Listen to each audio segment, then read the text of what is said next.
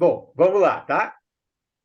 Pessoal, então, temos aqui a satisfação de estar recebendo um profissional de marketing, professor, geógrafo de profissão, o Milton Pomar. Não é a primeira vez que ele está conosco. Já tivemos outras conversas tão interessantes ou menos interessantes, foram muito interessantes, mas menos que a de hoje, porque temos assuntos atualíssimos da China na linha de frente, né? Em plena época de reunião do BRICS, em que a China está conseguindo ali vender muitíssimo bem os seus interesses, né? Ampliando a formatação daquele fórum. Então, é oportuníssima essa conversa que a gente vai ter com o Milton, que é um consultor de relações institucionais de China e Brasil. E ele não conhece a China de hoje, né, Pomar? Pomar trabalha com a China, com situações na China, desde o século passado, desde 1997 ou coisa assim. Então, não é um livre atirador que nós temos hoje aqui conosco, muito antes, pelo contrário. É um expert em China. Seja muito E bem-vindo, acaba, Milton. Somos e todos. acaba de mandar e publicar. Nós publicamos a coluna dele, né? Ele tem um blog na manhã. Eu acho Perfeito. que o Vieira compartilhou aí o texto que nós Sim. colocamos aí no Ele nosso faz portal. projeções em que 2050 ou 2075, Pomar, a China estará dominando o cenário econômico mundial? Vamos começar por aí? Bom, boa tarde a todos. A gente está aqui numa situação estranha, porque ontem estava um calorão, aí agora de manhã começou a chover, caiu a temperatura, está desabando o mundo, está trovejando. Olha, realmente o mundo está virado. É, Bom, eu acho que é importante a gente ter presente que nós estamos vivendo uma situação em relação à China. Eu estava lendo agora há pouco a respeito dessa reunião dos BRICS, e eu achei muito engraçada a postura do governo brasileiro de dizer: não, nós estamos formando um grupo de sul global, mas não é de oposição ao Ocidente. Poxa, é sim. piada, né? É, Você achar que se junta Rússia, China, Brasil, África do Sul, Índia e mais não sei quantos que estão querendo entrar e não é para comprar briga com a União Europeia, com os Estados Unidos. Não, não, nós não somos contra o G7, não somos contra o G20. Até não são, mas na medida em que que se configure esse blocão aí que eles estão, pelo jeito a China principalmente que está liderando isso, a gente vai ter uma situação nova, né? Uma é realmente muito assim, vai criar um impacto muito grande porque nós estamos falando de uma parcela da economia que esses países são os países que vão estar entre as maiores economias do mundo já nos próximos anos. Então vai dar um desequilíbrio aí, a briga assada que vai ser, olha, é impressionante. Eu não sei se vocês estão fazendo as contas do que nós estamos falando em termos de economia e de comércio exterior, mas na prática, hoje, já há uma inversão do que havia há 30 anos. Quer dizer, o peso que esses países do BRICS eles têm na economia mundial já inverteu em relação ao que havia há 30 anos. Então, é óbvio que Estados Unidos, União Europeia, Japão e não sei mais quem vão vir com tudo, né? Não, a gente está vivendo um momento de agravamento das tensões comerciais, econômicas, financeiras, etc, etc.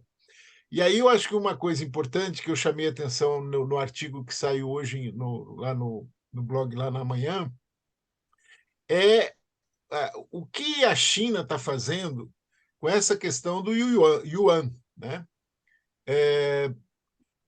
Há pouco tempo, acho que há um ano, dois atrás, o yuan era menos de 1% das transações comerciais mundiais e tal, daquele. Eles têm uma espécie de uma contabilidade disso, né? Eu acho que é Swift, uma coisa assim. Ora, se a China tem 20% da economia mundial, e se ela é a maior parceira comercial de mais de 100 países, é evidente que na hora que ela começar a colocar yuan para substituir a triangulação que o dólar fez desde lá de Bretton Woods, isso vai causar um impacto na economia mundial que vai ser um negócio de doido, né? Quer dizer, a China ela tem hoje 13, 14% das exportações mundiais, é o segundo maior importador mundial, quer dizer, na somatória é mais ou menos isso, aí 20 e poucos por cento, do ponto de vista do comércio. Do ponto de vista da economia é isso, do ponto de vista da manufatura é muito mais. Então, assim, é evidente que isso vai criar um problemão para os Estados Unidos. Já criou, né, na prática, mas vai aumentar muito nos próximos anos, porque os chineses dizem, não, nós estamos só negociando com nossos parceiros. Sim, mas os parceiros dele, eles são o maior parceiro comercial, inclusive do Brasil há muitos anos, né? O maior parceiro comercial. Então, essa questão do yuan está impactando, vai impactar muito mais. Vocês viram agora a Argentina, que fez um pagamento já em yuan, já uma A negociação pedido que do eles fizeram Brasil. agora, há O poucos Brasil é que dias aí, pediu, né? hein? Foi uma proposta do Brasil deles pagarem o yuan. Eu não me lembrava disso, mas é É realmente. assim, Mas assim, foi. então, mas eu digo, vocês imaginem, eles fizeram pegaram um dinheiro para pagar uma dívida e fizeram em yuan, né? Então, a gente cresceu ouvindo que o Brasil, a América do Sul, era o quintal dos Estados Unidos, e, de repente, o quintal dos Estados Unidos está negociando e pagando dívidas em yuan. É uma revolução, né? Do ponto de vista do sistema financeiro mundial, isso vai criar um reboliço tão grande que é difícil hoje da gente ter uma noção de como vai impactar. Lembrando que no Brasil já tem vários bancos chineses, né? Alguns bancos grandes, inclusive em Porto Alegre, tem o Citic, que estava só como construtora, mas o Citic é um grupo empresarial que tem um banco, o Banco Citic. E esses bancos chineses, na medida em que o Brasil abra o sistema financeiro para a entrada de mais bancos estrangeiros, obviamente eles vão vir para cá, porque eles têm uma corrente de comércio com o Brasil que já está em 150 bilhões de dólares. Para que deixar isso com o banco norte-americano, né? Porque não eles próprios. Então, essa é uma questão. A segunda questão, hoje, inclusive, já me perguntaram sobre o artigo. Mas qual é a diferença entre China, made in China ou made by China, né? Parece que é só uma bobaginha ali, duas letrinhas, né? Eu disse, olha, a diferença é o seguinte, quer dizer, as exportações chinesas, durante muito tempo, mais de 60% do que a China exportou, esses anos todos, eram produtos fabricados na China, mas feitos por empresas estrangeiras, principalmente empresas norte-americanas, né? Então, o made in China era 60%, se eu não me engano, chegou a 66%, eram produtos fabricados por empresas estrangeiras. Era aqueles Ora, na medida em produtos que eles migrem Era aqueles dessa produtos que inundavam, fabricação, aqueles hein? produtos eram aqueles produtos, Pomar, que inundavam mercados como o brasileiro, com calçados a R$ 2, R$ 3 e coisas do gênero. É disso que está falando? Não, eu não sei no caso dos calçados, eu estou falando em termos estatísticos gerais, principalmente produtos de manufatura, é, máquinas, equipamentos, enfim, produtos industriais, talvez também haja uma parte aí dos calçados. Eu tive numa fábrica em Tonguan, com o pessoal do Rio Grande do Sul, ali do Vale dos Sinos, tem uma colônia gaúcha lá, né? E as empresas, tinham empresas italianas, tinham empresas de várias nacionalidades, não eram só empresas chinesas, não. Então, assim, esse fazer chinês, isso vai, na prática, escantear muita empresa estrangeira que está lá, né? Então, diminui a China como aquele grande parque que durante os anos 80 e 90, os estrangeiros, as empresas norte-americanas, alemães e de vários países foram para lá. Isso também é uma revolução, né? Isso também vai mexer muito com toda essa situação. E eu acho que é importante a gente ter presente como é que isso vai impactar o Brasil, né? Vocês vejam que a China entrou já pesado na Argentina, está entrando pesado, e vai entrar em outros países em função de lítio, em função principalmente de minerais. Enfim, para começar a conversa, eu acho que. Mas, Omar, na outra conversa, tu fez algumas observações a respeito do endividamento das cidades chinesas, né? E os municípios chineses estavam com um endividamento muito alto, né? Tem a questão do imobiliário, que é aquele boom de construções que muitas delas não foram ocupadas e estão até destruindo certas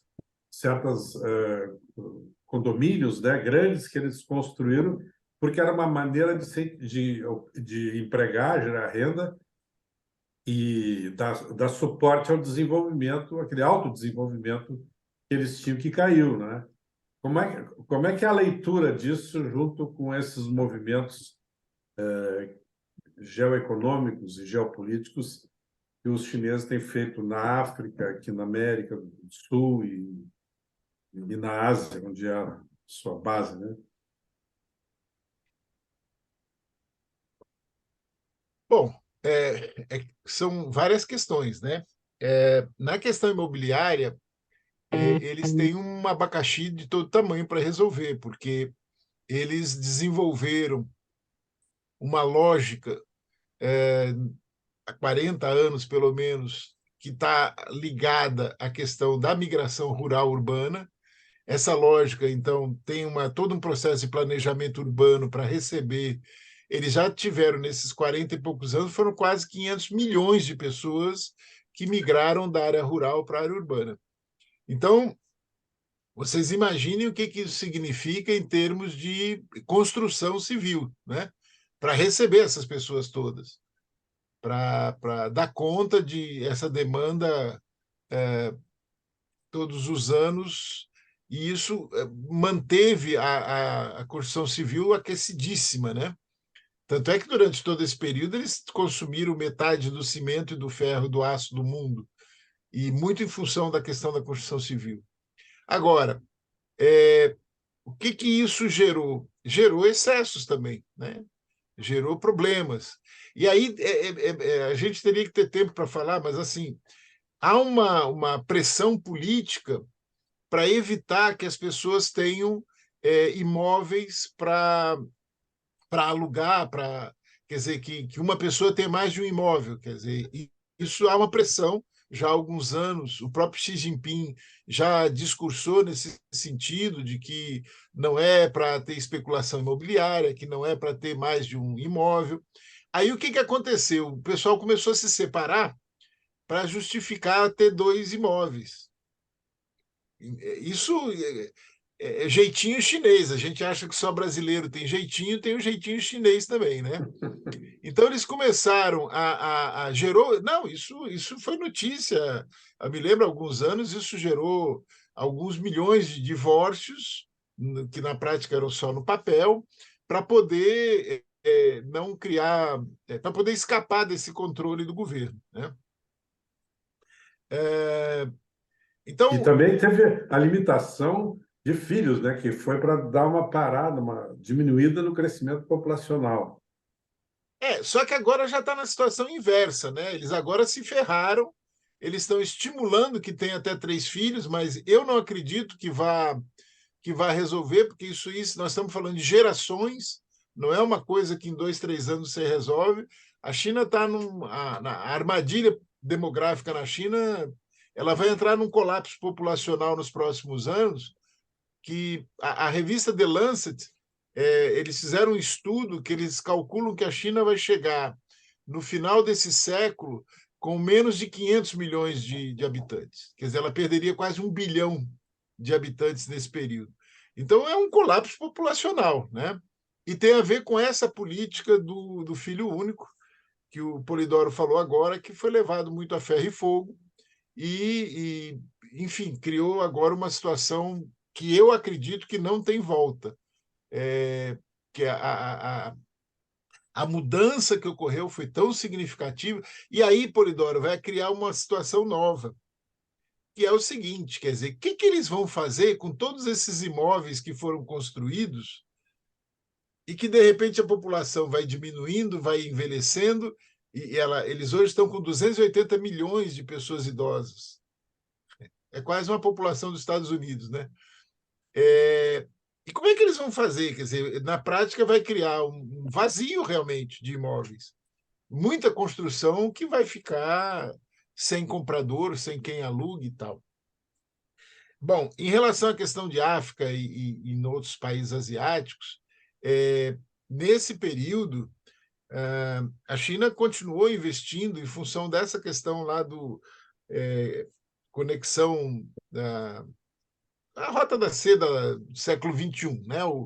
o que eles chamam de BRI, que é toda essa malha ferroviária na Ásia Central, que vai até a Europa, mais a questão marítima, que é uma jogada chinesa em termos comerciais de uma dimensão mundial, e que, para isso, eles precisam investir na África, em infraestrutura, e na Ásia Central, para poder viabilizar isso, porque senão chega em determinados países, não tem ferrovia. Eu espero que o governo brasileiro pegue aí alguns trilhõezinhos de dólares para a gente ter ferrovia no Brasil e a gente também possa se integrar a esse processo e se beneficiar com essas ferrovias, né? Pois é, pois Mas no teu artigo... a propósito, Pomar, é sobre isso. Tu falas, né, nas 3 revoluções, a do Yuan, tomando conta do mercado internacional, a segunda revolução é a da Made by China. Made by China, né? Sai o Made by in China pelo Made by China. E a terceira é esse alto investimento chinês em países menos desenvolvidos da Ásia e da África. Mas tu não citas nessa terceira revolução a América Latina, mas agora tu falas no Brasil. Tu não vê a América Latina nesta dimensão que a África e a Ásia recebem dos chineses? Não, nem tão cedo. Por várias razões. A América Latina, não vou falar América Latina, América do Sul, né? Melhor. América do Sul, gente, nós temos uma situação que o Brasil fica muito prejudicado nessa questão, porque todo o lado do Pacífico é beneficiado com comércio com a Ásia, óbvio, né? Chile, Equador, Peru, tudo isso é fácil. Nós estamos do lado de cá. Então, o fato da gente estar saindo pelo Atlântico e recebendo pelo Atlântico nos prejudica. A gente precisaria ter uma saída pelo Pacífico, a gente ganharia uma diferença aí de alguns dias de navio e de redução de frete e tal. Para isso, a gente teria que ter ferrovia que nos levasse, acordos com Chile e Peru, que nos levasse a uma saída, ou lá por Arequipa, ou pelo norte do Chile, porque a gente, do ponto de vista de logística, a gente depende dessa questão do Panamá e tudo mais. A gente está numa situação ruim. Do ponto de vista de logística, o Brasil é prejudicado, né? Basta ver a intensidade do comércio com a Ásia de países como o Peru e o Chile, né? Eles têm uma dinâmica. A Argentina também, né? Mas a Argentina ainda tem uma saída mais por baixo e tal, ainda é favorecida. Então, no nosso caso, o Brasil é o maior prejudicado, e também por causa dos governos, né, que até hoje não tiveram uma postura mais ativa em relação a isso. Basta ver que só tem 2 países aqui na América do Sul que não estão na Rota da Seda, que é o Brasil e o Paraguai, né? Os outros todos da América do Sul, da América Latina, todos já estão com acordos e tal. Pomar, dá uma virada um pouco no assunto, na questão social, aí no teu artigo hoje, no Amanhã. Amanhã tu colocas lá dos bilionários chineses, aí 745 bilionários, o Brasil tem 51, fala dos mais de 3 milhões de milionários na China, e eu estava vendo uma outra... 6 milhões. É 6 milhões isso, e que pode dobrar e tal. Eu estava vendo também a redução muito grande da pobreza na China, né? Está chegando, né? O setor rural está recebendo benefícios também para manter o pessoal no campo e tal. Até que ponto essas melhorias aí podem refletir numa cobrança maior social em relação à participação política dos chineses, que possa, de alguma forma, desestabilizar o grande Partido Comunista Chinês? Então, essa é uma questão bem complexa, porque assim, ó, aumentou muito melhor, diminuiu muito a pobreza, realmente houve uma redução grande, mas aumentou muito a riqueza, a concentração de renda. Então, o Banco Mundial tem um estudo que pega a Índia, China, Brasil, Estados Unidos, vários países, em que ele mostra o seguinte: a desigualdade na China se mantém. Quer dizer, reduziu a pobreza, mas aumentou tanta riqueza que a desigualdade se mantém. Então, do ponto de vista político, é um barrilzão de pólvora, porque as pessoas melhoraram de vida, melhoraram, mas a distância continua muito grande. Então, do ponto de vista político, do tensionamento político, mantém uma situação complicada. Tanto é que nos discursos, nos congressos deles, essas coisas todas, eles sempre batem na tecla da sociedade harmoniosa, parará, parará. Mas, na verdade, você tem uma situação que é muito muito tensa do ponto de vista dessas diferenças, porque você tem a diferença de renda entre a população que está no litoral, nas grandes cidades, em Xangai, em várias cidades com uma renda muito alta, a população que está mais para o interior, mais para dentro, e o rural e urbano. Então, você tem diferenças de renda que tensionam muito. E aí, a questão é saber isso, até que ponto que eles vão conseguir segurar essa situação, né? Porque nós estamos falando de uma população economicamente ativa de 800 milhões de pessoas, né? Então, olha, não não é uma situação fácil, viu? Omar, e por que as empresas brasileiras relutam em apostar mais no mercado chinês?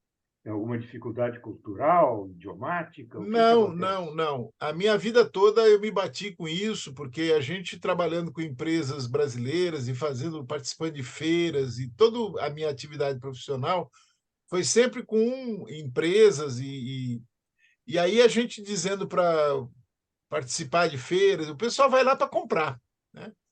Então, a dificuldade do empresário brasileiro ir para vender, uma das razões é a questão da competitividade. Quer dizer, o Brasil tem baixa competitividade internacional. Essa talvez é a razão principal, porque na China o que faz diferença é preço, né? Uhum. Quer dizer, se você não tem preço, não tem conversa. E a gente concorre com o mundo inteiro está querendo vender para a China. Eu participei de feiras, botando stand em feiras, e aí tinha uruguaios, tinha argentinos, tinha chilenos, eu digo assim, da América Latina, né? Mexicano, e não tinha brasileiros, só nós. E era uma coisa absurda, porque assim, você vai em feiras na China, e eu fui em muitas feiras, você encontra gente do mundo inteiro, mas brasileiro é muito difícil. Quando você encontra, é um grupo que está lá para comprar. E essa postura de ir para comprar, ela gerou uma cultura. Eu não estou falando de uma coisa de agora, estou falando de 20 e tantos anos, né? Gerou uma cultura. O pessoal, a gente tem uma situação no Brasil que é uma aberração, que quem organiza comitivas para ir à China, para ir em feiras, para comprar, é a Confederação Nacional da Indústria. É o Centro Internacional de Negócios da Confederação Nacional da Indústria. Aqui em Santa Catarina, inclusive, a Fiesc, durante muitos anos, eu tive bastante contato, eu tenho contato até hoje com o Quaresma. O Quaresma era o diretor industrial que, durante 20 anos, ele levou comitivas para a China, não só de Santa Catarina, de empresários, de industriais de outros estados, mas quem capitaneava era a Fiesc. Então é uma situação meio doida, porque você diz assim, bom, mas comerciante para a China comprar para vender aqui faz sentido, né? Uma coisa Agora, industrial e a China para comprar produto para vender aqui, só que essa situação ela gerou uma mudança nos últimos 20 anos, que os industriais vão à China, antigamente eles iam para comprar, aí depois eles começaram a ir para acertar a fabricação lá dos produtos que eles fabricavam aqui. E aí eles importavam os próprios produtos, já com a marca deles e tudo mais. Isso é uma coisa que aqui em Santa Catarina é geral, tanto é que Santa Catarina, a gente publicou em Amanhã um artigo sobre isso. Santa Catarina, que era um estado exportador, que tinha aí um saldo de 5 bilhões de dólares, passou a ter um déficit de 14 bilhões de dólares na balança comercial. Então, é um negócio doido. Quer dizer, a importação virou o grande negócio da indústria. E aí o pessoal fica choramingando que o Brasil desindustrializou. Sim, mas se a Mas gente para de fabricar aqui, vai comprar lá, ou vai encomenda lá. O pessoal, eu me lembro que aí no Rio Grande do Sul, o pessoal do Vale dos Sinos, uma vez eu fui propor fazer um evento em Novo Hamburgo e o prefeito quase me bateu. Ele disse: não, vocês não sei o quê, porque os chineses. Eu falei: mas do que vocês estão falando? Vocês foram lá ensinar eles a fabricar sapato? Lá em Tongguan tem uma colônia chinesa que ensina os chineses a fabricarem sapato. E estão reclamando do quê? Uai, você ensina os caras a fazer o treco e agora reclamam do que eles estão fazendo? Então, essa situação da indústria, no nosso caso, e das feiras, toda vez que. Agora eu estou articulando uma viagem, uma comitiva para ir à China participar de uma feira, que é uma feira de importações. Eu tive no Pará, tive no Amazonas, tentando fazer uma de Amazônia, né? Porque lá na China eles têm um interesse grande na região. Está uma dificuldade, porque o pessoal diz: não, mas a gente não tem produto, a mesma lenga-lenga de sempre, não tem volume, não tem isso, só colocam dificuldade, né? E para você ir vender, você não pode ficar só olhando as dificuldades, senão você realmente nem vai, né? E a justificativa dos fabricantes daqui com relação a ir desenvolver ou só montar aqui ou já trazer produto pronto com marca de lá, tem a ver com o custo Brasil. É mais barato tu pegar o produto pronto de lá do que fazer Sim, aqui pagando o que o mercado cobra, o imposto sobre o sim. produto. Então, essa desindustrialização ela aconteceu não por desejo de alguém, mas por uma situação de mercado. Era muita diferença. Eu Sim. conheço vários industriais que faziam isso. Eles pararam de fabricar aqui, fabricavam lá e traziam o produto semi acabado ou pronto, né? Já com a marca, com tudo embalado, tal, só para vender. Só que isso virou um fenômeno nacional, né? Então, impactou a indústria, porque na medida em que você tem o país inteiro fazendo isso, eu conheço no Piauí quem faz isso, eu conheço Santa Catarina, conheço no Amazonas, quer dizer, em São Paulo, e aí ganhou uma dimensão nacional, realmente. Nós estamos falando de um fenômeno de 25 anos já, né? Mas mesmo assim nós vendemos, é o maior importador de produtos brasileiros, né? Que são os produtos primários, commodities, né? Quer dizer, por enquanto o Brasil, com a sua competitividade na produção e nos volumes, ele está conseguindo manter um bom comércio internacional, mas já se fala que a África está se preparando para ocupar esse espaço, né? Eu não acredito que a África, porque a África nós estamos falando do Sudão, é o Sudão do Sul, que tem um potencial agrícola muito grande, o Congo, acho que o Congo, República Democrática do Congo, tem umas duas, são uns 4 países que eles estão tentando, só que eles não têm uma Embrapa, eles não têm a capacidade instalada que nós temos, eles não têm o know-how que o Brasil tem. Então, assim, pode ser que eles cheguem lá? E Pode não tem ser. uma Amazônia, e não tem Amazônia para desmatar, né? Então, mas a grande produção nossa não é nem na Amazônia, é no Cerrado, né? Não, Então, estou falando. eu acho que é importante saber isso. Quer dizer, a África pode chegar lá? Pode, mas não é uma coisa que vai acontecer nos próximos 10 anos. Talvez demore aí uns 20 anos para. Mas os chineses estão fazendo isso, porque os chineses têm uma lógica de estimular a concorrência. Então, para mim, o melhor exemplo é o da Aurora, aqui em Santa Catarina. A cooperativa Aurora, ela começou a exportar para a China em 2012, 2013, por aí, e eu conversei com o diretor de exportação e ele disse, olha, quando o preço melhora, que a gente acha que vai ganhar dinheiro, os chineses começam a comprar dos americanos, né? Então é isso, eles vão sempre jogar, eles vão querer ter 4, 5 grandes fornecedores para jogar com a questão dos preços, né?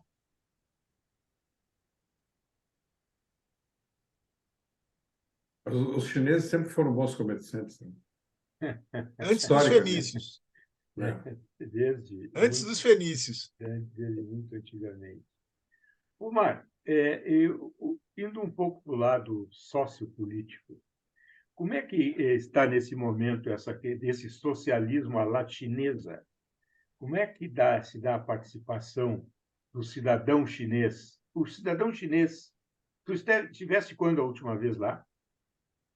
Ah, já faz alguns anos, que depois que houve essa história da pandemia e tal, eu ia voltar em 2019, aí jogou para 20, foi esse ano. Eu estou tentando ver se eu consigo ir lá agora em novembro, mas está difícil. E a minha Está muito pergunta ia ser, complicada a China é, para estrangeiro. a minha pergunta ia ser essa: o cidadão chinês é um cidadão feliz? Nas andanças que tu tiveste lá, o que tu viste sobre isso? Então, você sabe que uma vez em Porto Alegre eu estava dando uma palestra ali na escola do Senac e teve uma pessoa que me fez exatamente essa pergunta. Aí que tá. A felicidade nesse caso é uma questão cultural, né? É, na lógica chinesa, a gente vê as pessoas satisfeitas. Se elas estão felizes, eu tenho dificuldade de dizer. Isso teria que ser feito a gente teria que conversar com mais pessoas para ver isso. O que a gente vê é o seguinte, quer dizer, para um país que era muito miserável, muito pobre, morria muita gente de fome e tudo mais, é, é, é, é, melhorou muito o padrão de vida. Então, do ponto de vista da condição de vida, eles têm hoje realmente uma condição de vida muito melhor, em todos os aspectos. Isso não quer dizer que eles sejam felizes, né? Eu estou dizendo em relação a uma condição melhor de vida. Agora, essa questão da participação política, da satisfação, eu tenho dificuldade de avaliar isso, porque, assim, olha, são muitas diferenças em relação aos nossos padrões, né? Então, a China, a Ásia, de modo geral, não apenas a China, sempre foi muito autoritária, né? Sempre foi muito autoritária. Se pegar o Japão, a Coreia, a China, outros países asiáticos, sempre muito a coisa muito autoritária. Então, é, eles até hoje são muito autoritários, mesmo tendo uma participação maior, mesmo tendo uma certa possibilidade de debate e tal. Você vê, por exemplo, nas universidades, há uma as pessoas elas se antecipam, elas têm a autocensura, né? Isso é visível na conversa com jornalistas. Eu conheço muitos jornalistas chineses e isso é muito patente, que há uma autocensura, quer dizer, eles têm um cuidado grande para evitar debater determinadas questões, eles são muito políticos, né, os chineses são muito políticos, têm muito cuidado com essas coisas. É bem diferente, por exemplo, de um país como o Brasil ou Argentina, né, que a gente tem uma participação muito mais intensa das pessoas, as pessoas dizem muito mais as coisas, escrevem, enfim.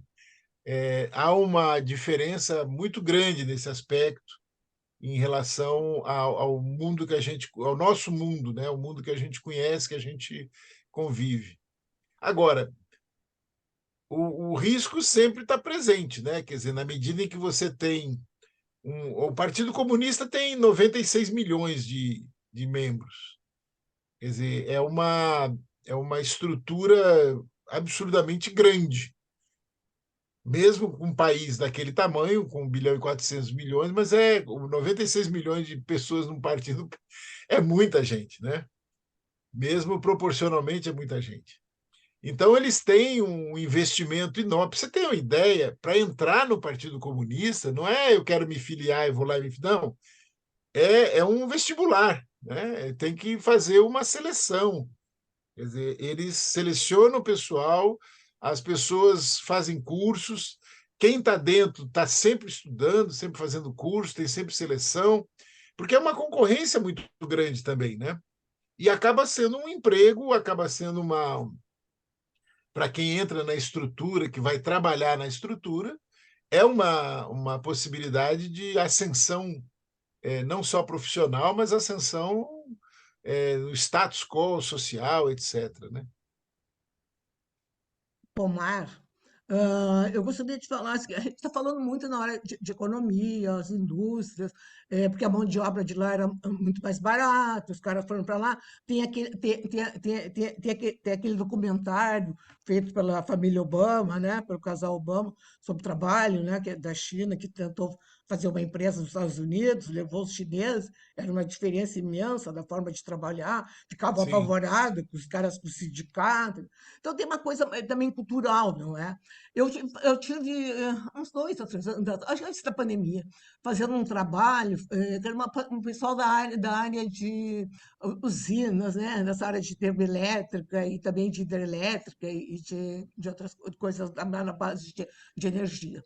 E o pessoal que estava construindo uma indústria com os chineses, eles sempre diziam o seguinte, que eles tinham um problema com os chineses, que era um problema que quando eles falavam uma coisa, o chinês pensava outra. Quando eles diziam o seguinte, o chinês dizia, eu quero um copo d'água, para eles era um copo d'água gelada. Para eles não, era um copo d'água. Isso era o exemplo principal que eles davam, era um copo d'água mais temperado, Natural. morno, aquela coisa toda. E que eles tinham uma grande dificuldade, né, de se integrar e de conseguir trabalhar junto, né? Em compensação, uma outra coisa que eu queria te falar, assim, que eu acho que é cultural, que eu tenho visto, é que esses países asiáticos, eles estão investindo muito em exportar a sua cultura através de filmes, né? Filmes e séries, né? Então, se tu pegar no Netflix, tem uma infinidade de séries sim. da China, e filmes da China, e que eles começam a vender várias coisas, né? Porque eles não têm nenhuma vergonha, não é esse marketing bem escondido, é bem aberto, né? É um produtinho aqui, um produtinho ali. E a China também tem muito, né? E eu acho que é uma forma de conquistar esse mundo ocidental, né? Então, eu queria que tu falasse um pouquinho dessa forma de como é que eles estão trabalhando com a cultura deles para exportar essa cultura deles. Porque eles também estão exportando isso, né? A Então, alimentação, eles mostram muito, né? O que, que as pessoas estão comendo, como é que cozinham, né? Então, eu gostaria um pouquinho que tu falasse um pouquinho disso aí, né? na questão cultural, a principal atuação deles, aqui no Brasil pelo menos, é através do Instituto Confúcio, que seria o equivalente ao Goethe, ao Camões, ao Dante Alighieri, é, que é o Instituto de Promoção Cultural e da Língua. Então, hoje nós já temos em Porto Alegre, eh, nós estamos trazendo para Santa Catarina, tem lá no Rio de Janeiro, tem em São Paulo, tem no Pará, tem em vários estados. São acho que 12 hoje no Brasil. Em 12 estados, né, com o Instituto Confúcio.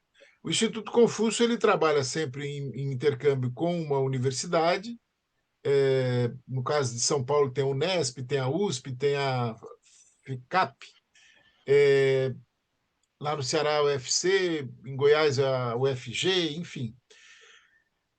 Mas ele é muito, apesar do nome ser da questão cultural e tal, ele trabalha muito a questão da língua, né? A questão cultural ela é residual. A questão do cinema, eles avançaram muito. Se a gente pegar os cinemas, os filmes chineses de 30 anos atrás, eles eram filmes bobinhos, filmes, aquela coisa de luta, de reino, de não sei o quê. E agora eles estão em produções muito mais, com muito mais qualidade em todos os aspectos, de roteiro, de atores e tal.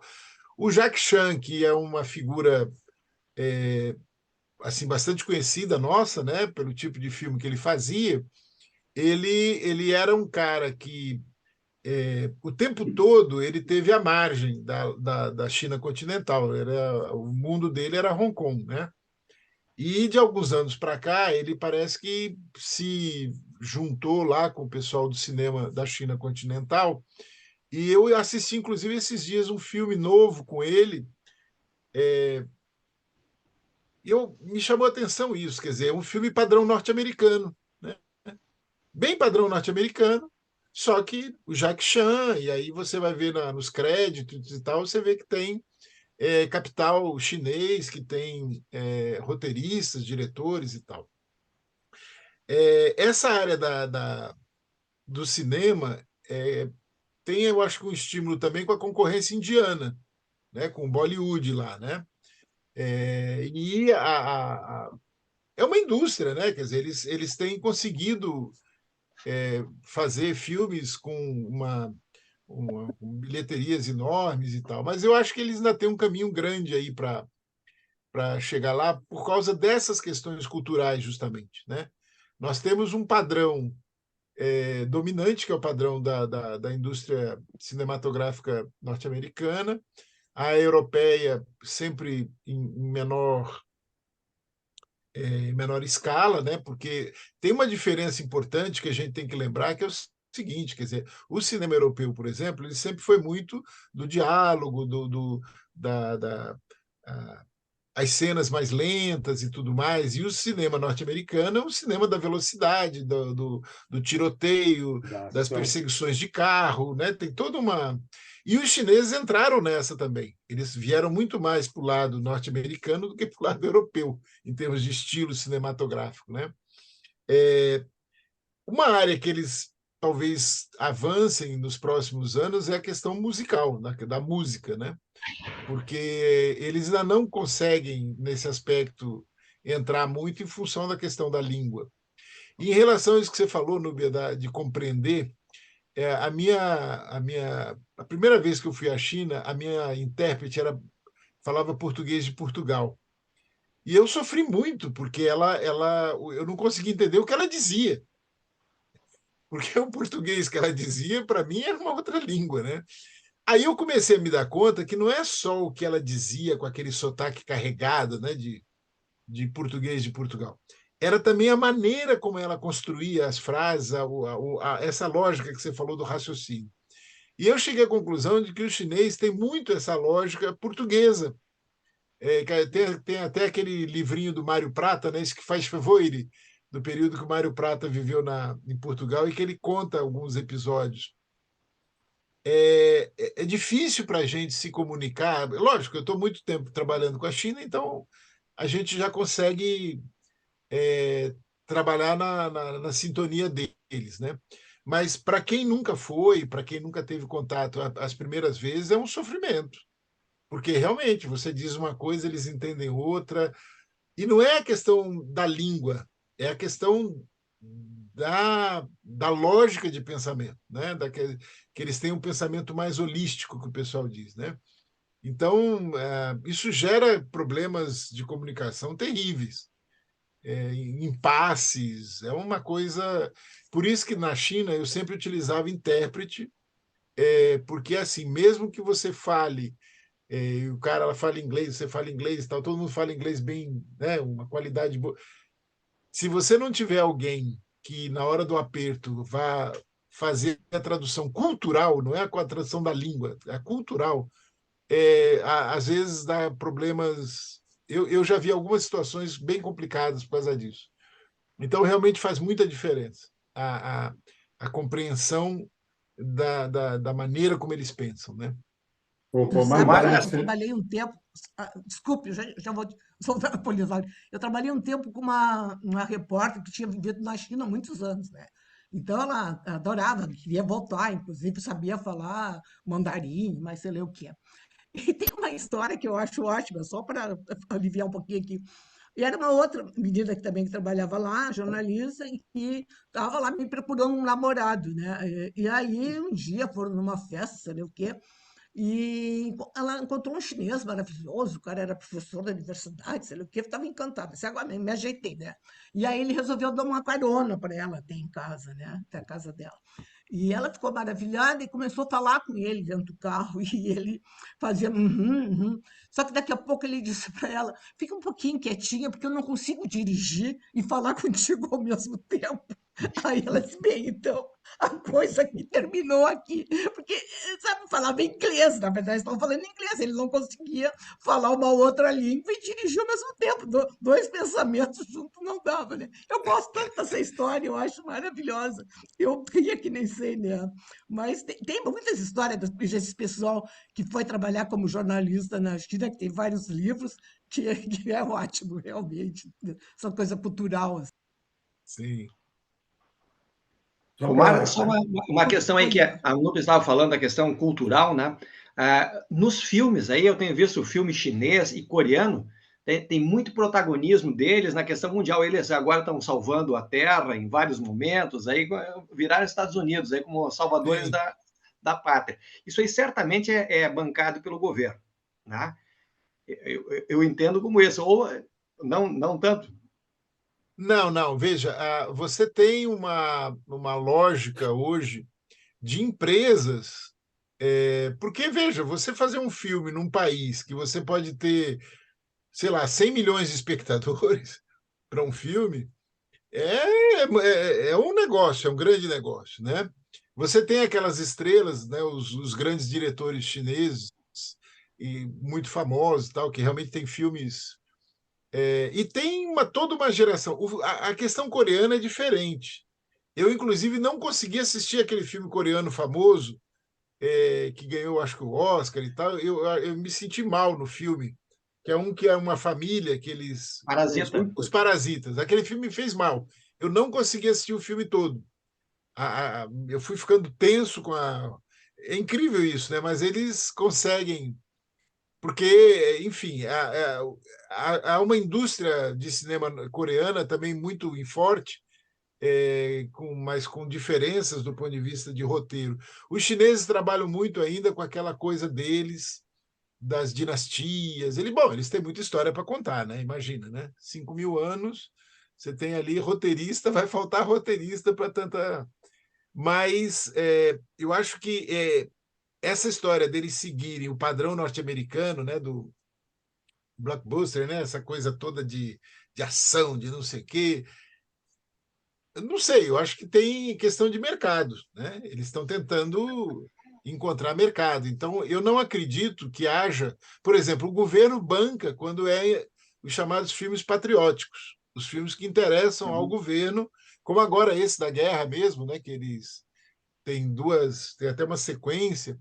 Eu não assisti ainda o negócio do Lago Xanjiang lá, que é um episódio de uma batalha na época da Guerra Civil lá.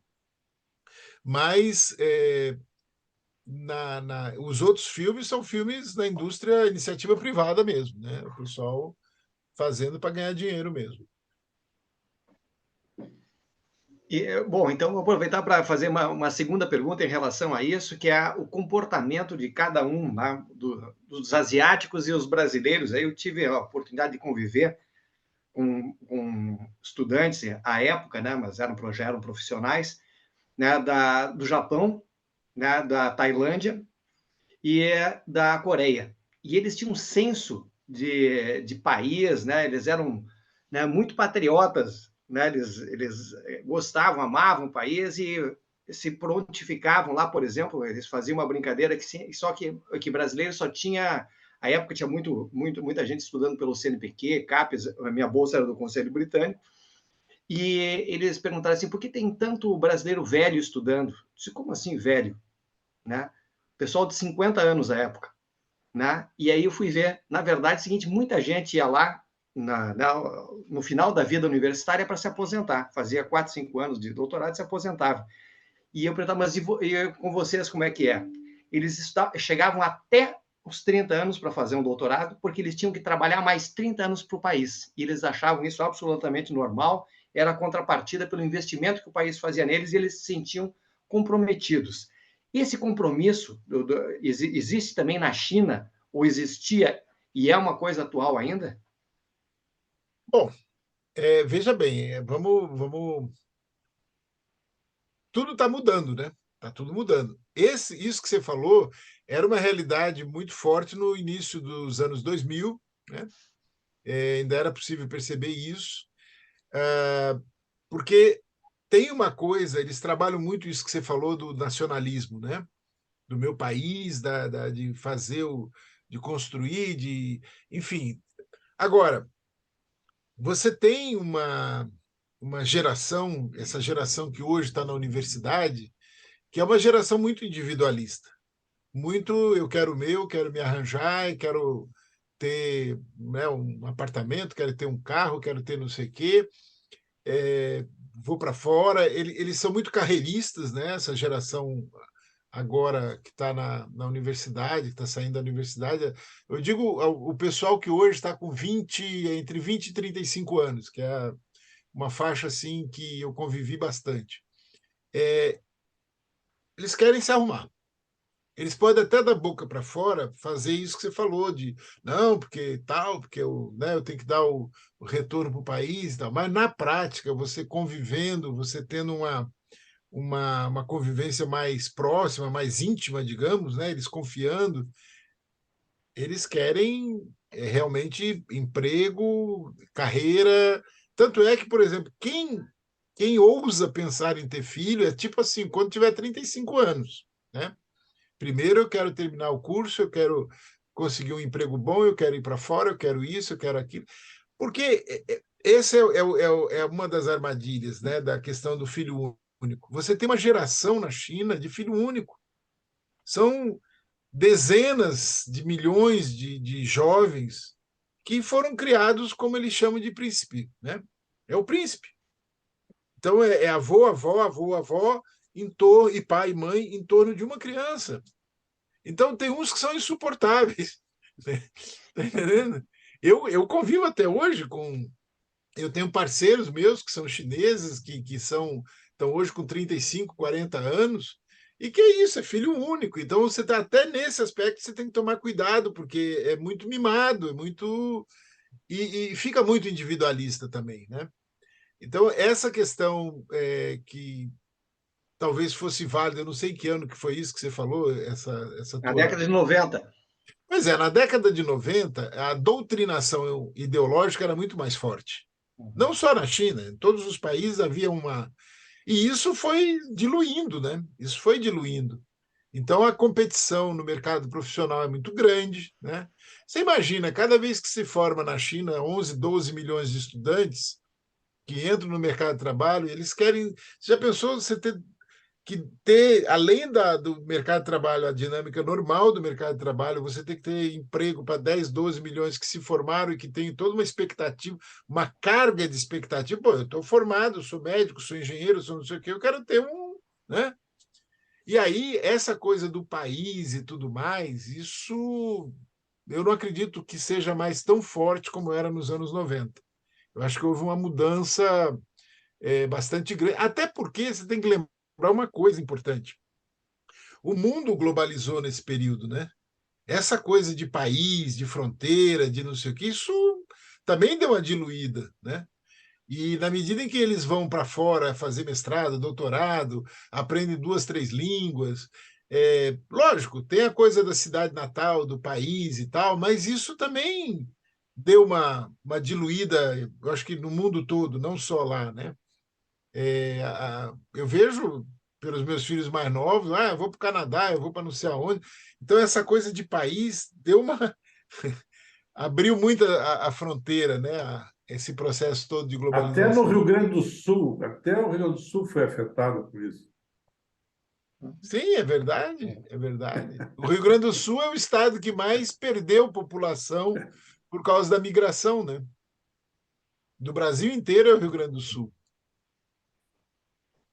Essa é uma brincadeira de gaúcho aqui, sobre a nossa pátria gaudéria. Ainda bem que você explicou, Polidoro. Nós aqui, catarinenses, não te entendi direito. Tem gente, inclusive, que saiu daí e foi para Florianópolis, né, É Polidoro? verdade, Pois abandonou. é, o pessoal. É que Florianópolis é uma praia gaúcha, né? Que tem lá. Garopaba é a praia Garopaba. gaúcha. O Rosa, Garopaba, aquela. Isso. Menos Posso Camboriú, né? Camboriú não tem, lá não tem nada a ver com Camboriú. Ó, eu queria perguntar o seguinte: o turista que resolve conhecer a China, ele tem, digamos assim, uma infraestrutura boa, hotéis, essas coisas todas, e a segurança é boa também ou há muita Sim, dificuldade? não, não, segurança é muito boa. Talvez hoje, é lógico, vai depender de onde a pessoa vai também, né? Porque é aquela história, se você vai nos trajetos turísticos normais, é tudo muito tranquilo. Se vai numa cidade grande como Guangzhou, por exemplo, lá no sul da China, que é aquilo ali é uma São Paulo muito piorada, aí tem risco, mas não é. Quer dizer, nos circuitos turísticos é muito tranquilo, né? Se a pessoa se arrisca a entrar em lugares que ele está ali sozinho, aí não sei. Eu nunca tive problema, são 20 e tantos anos andando ali, andando tudo quanto é biboca, e nunca tive problema, sempre foi muito tranquilo nessa parte. Do ponto de vista do turismo, aliás, eu tenho um sonho nesse aspecto, não sei se eu vou conseguir realizar, que é o seguinte: da gente formar pequenos grupos de conhecimento mesmo. Pessoas da nossa faixa de idade, eu quero fazer isso, por exemplo, no Rio Grande do Sul, Santa Catarina. Tem muita gente no interior que não quer ir para o exterior com medo, né? E eu, nos últimos anos, alguns amigos, de vez em quando, me dizem: olha, se for para ir para a China, eu quero ir com você. Eu falei: bom, mas eu não tenho agência de turismo nem nada. Não, mas é que você conhece. Agora mesmo, tem uns professores que vão me pedindo roteiro, não sei o quê. Então, veja, existe. Dá para organizar e ir na época com menos frequência, com menos turista também, né? Quer dizer, em vez de ter 50 milhões de turistas, vai ter uns 5 ou 10. É, dá para conhecer aspectos interessantes da arquitetura cultural, enfim, de várias. É questão de fazer o roteiro, de escolher a época, de escolher as províncias. Isso é uma coisa interessante que dá para a gente fazer. É, e viagens de 15, 20 dias com tranquilidade, porque esses roteiros turísticos normais são muito puxados para o pessoal mais. As pessoas que estão mais, sei lá, com 60, 70 anos de idade, fica muito puxado, né? Tem que ser mais tranquilo, mais. Porque, assim, lá na China, tudo é muita gente. Então, se a gente não souber lidar com isso, fica muito cansativo. Você vai entrar no metrô, por exemplo, dependendo do horário, é melhor nem ir, porque é uma quantidade absurda de gente. Então, tem que saber lidar com essas questões. Os pontos turísticos mais conhecidos, por exemplo, ir para conhecer a Cidade Proibida, para quem é jovem, dá para ficar o dia inteiro andando ali e ainda assim você não vai conseguir ver tudo. São mais de 1.000 construções dentro da área da Cidade Proibida. Mais de 1.000 prédios, né? Aquelas coisas lindas, maravilhosas. É muito cansativo aquilo ali. Então você tem que se programar para assim, uns 3, 4 dias. É como o Louvre, né? Você não vai no Louvre para ir um dia achar que vai ver tudo. Eu fiquei um dia só vendo Egito. Um dia, só o Egito, né? Aí uma amiga minha que morava lá na época disse: olha, você quer conhecer, você vai ter que ficar uma semana, né? Todo dia você vai, olha, se hoje eu vou conhecer isso. Porque é isso, é muito cansativo. A muralha da China, por exemplo. A muralha da China é para matar. Aquilo ali, dependendo do trecho que você vá, você se esgoela para subir naquilo ali, para andar. Isso se não tiver muita gente. Se tiver muita gente, é um negócio de doido, né? Então, a China, do ponto de vista turístico, dá para fazer N roteiros, mas com esses cuidados, dependendo da faixa de idade do pessoal que vá, porque é isso, quer dizer, por exemplo, a maior bobeira é você ir com um grupo que metade é de pessoas idosas, metade é de jovens. Não vai dar certo, né? O pessoal vai ter um pique para querer fazer coisa o dia inteiro, e aí você, por exemplo, uma pessoa de 60, 70 anos de idade, ir num Hutong em Xangai ou em Beijing e ver o pessoal jogar Mahjong, que é o jogo deles lá, é um passeio ótimo, tranquilo, né? Agora, para a garotada, eles vão dizer: pô, o que nós vamos fazer aqui? Ficar vendo um bando de velho jogando xadrez chinês? Então, essas coisas, a gente, do ponto de vista do turismo, a gente pode pensar em organizar pequenos grupos. Eu tenho alguns amigos aqui em Santa Catarina que a gente já está agendando para o início do ano que vem, né? Um grupo de professores, pessoal que se aposentou e tal, de várias áreas do conhecimento, que a gente está conversando, nós vamos fazer um roteiro. Isso é uma coisa interessante, é uma coisa que dá para. É um passeio que vale a pena. Agora tem que ir com tempo, né? Não dá para ir para a China e achar que vai em 15 dias conhecer. Tem que ir com. Porque viajar dentro da China é barato. É barato. Gastronomia, hotel, preços razoáveis Ah, ou nem tanto? Hotel, preços razoáveis. Veja, aí que tá. Tudo depende do conhecimento. Por exemplo, se você entrar no circuito turístico normal, o hotel eles vão te botar num padrão internacional. Então você vai pegar hotel de 150, $200 para cima. Eu fico em hotel chinês.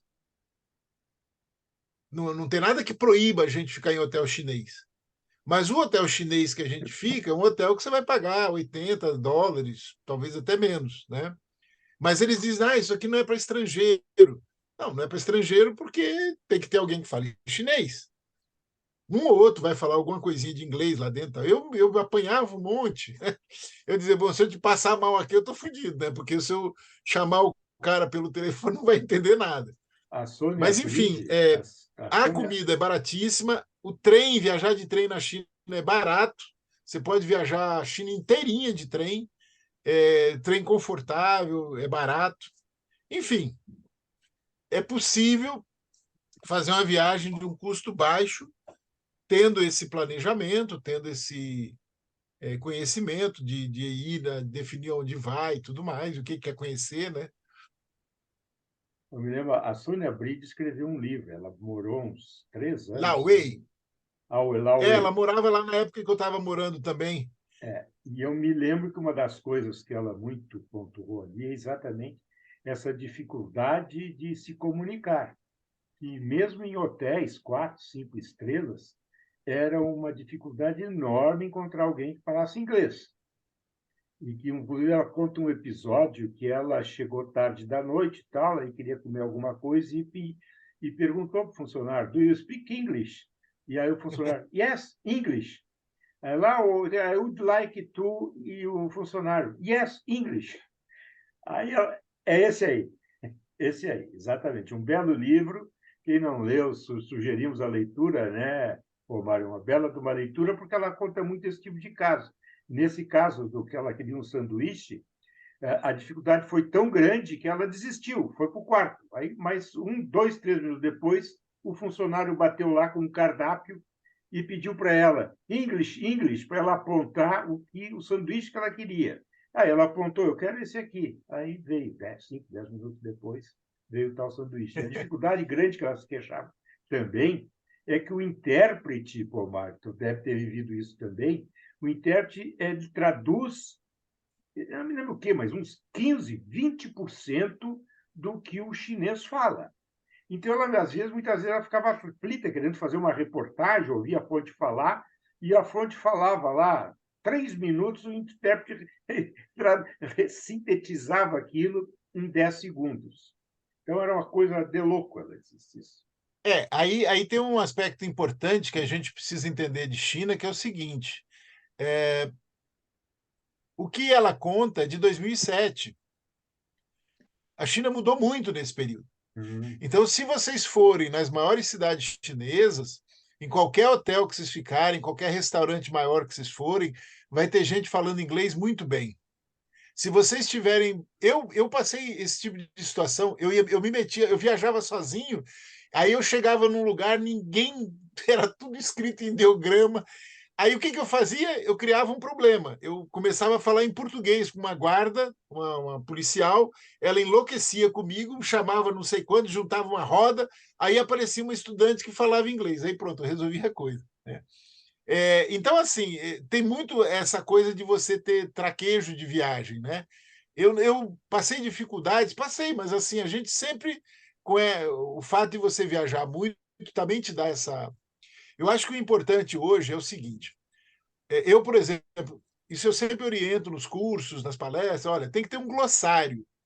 Se você é de uma área específica, tem que ter um glossário, porque senão a tradução vai ser uma porcaria, porque eles têm uma tradução do geralzão. Qualquer coisa mais específica, mais de cultura geral, eles já vão apanhar. Eu trabalhei com intérprete de espanhol, trabalhei com intérprete de português, Portugal, português do Brasil e com intérprete de inglês.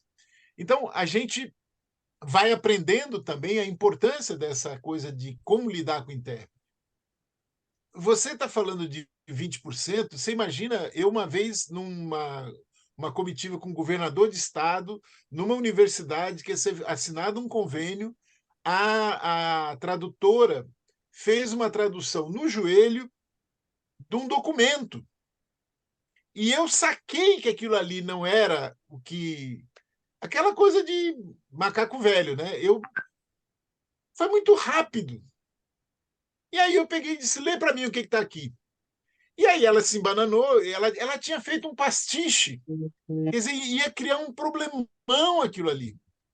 Eu fiquei puto da vida, porque eu disse, você tem noção de que tem ali uma reitora, um reitor, uma governadora de estado, arará, e você me faz um negócio desse? Então, assim, a gente...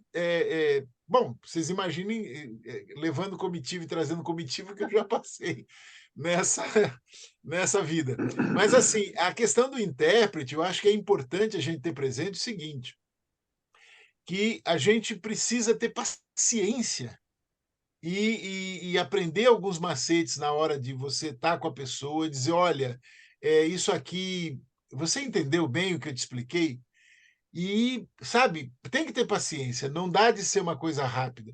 Eu fui uma vez conhecer uma central de inseminação de ovelhas. Era num distrito chamado Taxim, que é hoje onde tem o maior aeroporto que eles fizeram lá. E o rapaz que foi comigo, ele não sabia nada de biologia. Imagina de transferência de embrião, inseminação artificial. Ele não sabia biologia, ele não estudou biologia. Na faculdade dele, ele não sabia nada de biologia. Aí eu tive que ir explicando para ele o que era transferência de embrião, o que era inseminação artificial, e ele me olhava com um olho desse tamanho, e eu me dei conta de que ele não entendeu nada. Então, assim, vocês imaginem a dificuldade que foi quando chegou lá para fazer a tradução, porque ele virava para mim e dizia assim, mas o que é isso? Eu dizia, pô, eu te expliquei 2 horas de viagem aqui. Ah, mas eu não entendi. Aí começava tudo. Então, foi assim, horas o diálogo, foi horas, né? Porque eu tinha que traduzir para ele as coisas, para ele traduzir para mim. Então, é um sofrimento nessa questão. Mas hoje, para quem vai fazer turismo, para quem vai nas grandes cidades e tudo mais, com certeza, tudo quanto é hotel para estrangeiro tem quem fala inglês bem, nos aeroportos, nos restaurantes maiores. Hoje, a quantidade de gente na China que fala inglês é maior do que a que fala inglês nos Estados Unidos. Então, vocês podem ficar tranquilos em relação a isso, quem for viajar. Só se você for realmente lá, que nem eu vou, às vezes, por uns buracos lá, que às vezes o cara não fala nem mandarim, ele fala só a língua da etnia dele, né? Quando é que você vai, hein, Bortolom? Quando é que o Bortolom vai para a China? Vamos em março. Março do ano que vem nós estamos indo. Organizando um grupo. É só velho, viu? É só velho, é só de 65 para cima. Ah, não, então o Bortolom está fora. Eu estou ótimo, estou ótimo. Pô, Mar, e como é que está essa integração do pessoal de Hong Kong com a China continental? Porque os caras tinham uma cultura totalmente diferente, os interesses, né? Uma vida outra, né? E como Ali é tá outro, sendo? ali Tem é ideia outro de como é que mundo. está sendo essa integração e de que influência que eles estão, né, gerando, vamos dizer assim, na China continental? Como é que está isso? Olha, a China, o governo chinês, a China continental, eles têm uma lógica de estimular a concorrência tão grande que eles estão construindo uma outra Hong Kong. Então, veja, daqui a alguns anos, Hong Kong vai perder a importância que tem até hoje para a China, porque eles estão fazendo uma outra Hong Kong mais ao sul, na província de Hainan, eles estão construindo um porto gigantesco, estão construindo uma área de... Como é que se chama? De alfândega, né? Alfândega não, desculpa. Livre de impostos, duty free, né? Livre de impostos. Enfim, que vai ser uma concorrente de Hong Kong. Então, eles vão desidratar Hong Kong. Agora, Hong Kong vive em função da China. Então, é uma relação de dependência de Hong Kong, porque se você imaginar que uma ilhazinha comprava mais carne bovina do Brasil do que toda a China, por quê? Porque Hong Kong é um grande intermediário. Agora, é um intermediário da China. Então, é uma relação, não sei se o correto seria uma simbiose, né? Uma relação simbiótica, mas é isso, quer dizer, eles dependem da China continental para comércio, para a área financeira, para tudo, e, ao mesmo tempo, toda a lógica de Hong Kong, se a China não fizer negócio com eles, Hong Kong acaba, porque ela vive em função disso, né? Agora, em Hong Kong, por exemplo, você fala inglês com gente na rua, tem mão inglesa em Hong Kong. Hong Kong é muito inglesa, né? Só que é isso, daqui a alguns anos ela vai perder importância, porque a China, o governo chinês da Continental, está agindo já há muitos anos para ir diminuindo a importância de Hong Kong, mas e também agora criou essa Hong Kong 2 lá na ilha de Hainan, e isso vai também contribuir para desidratar bastante a Hong Kong, né? E Por que o posso Geraldo fazer... está quieto hoje? Nem Pois abre, nem parla. Geraldo, tu quer ter a honra de fazer a última pergunta para o Pomar? Abre o teu Ele está igual microfone aquele aí. Não, é para italiano, fazer a parlare non pergunta. parla. Ô, Ma Geraldo, prego un'attenzione. abre o microfone aí, Geraldo, para poder fazer a última pergunta. Ouvindo. Alô, boa noite para vocês.